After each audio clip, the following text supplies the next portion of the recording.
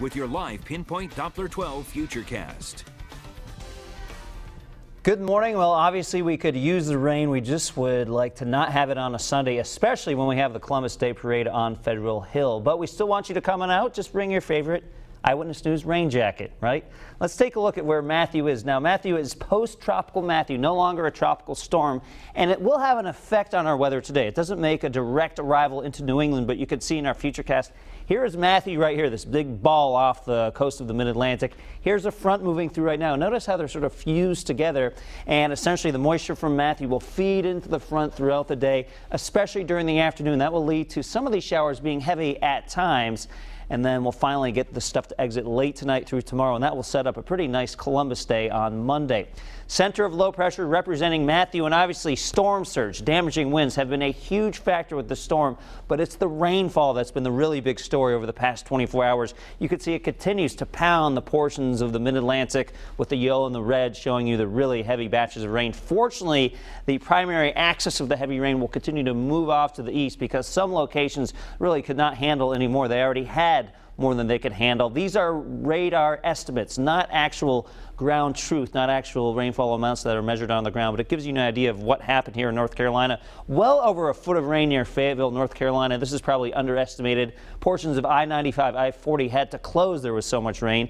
And then the axis of rain continued last night into portions of Virginia. You could see 7 inches near Richmond. Likely these are underestimated as well. So it's just a situation where the rainfall part of the tropical storm and hurricane really took over the headlines from the storm surge, even though storm surge created some problems as well. We also have some rainfall to deal with, just not nearly as much as they're having down across portions of the mid-Atlantic. You can see showers on the radar in Providence. You can also see the showers showing up on the camera. So some wet roads. You will need the wipers if you're out and about this morning and pretty much for the entire day.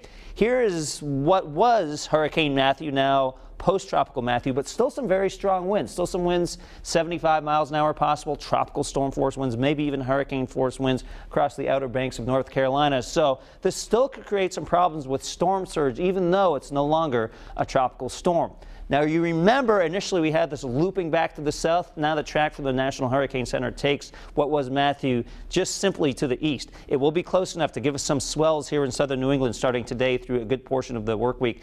Also, there's another storm out here. I'm not showing you, Tropical Storm Nicole. That will also lead to some swells, even though both storms remain rather distant from our area.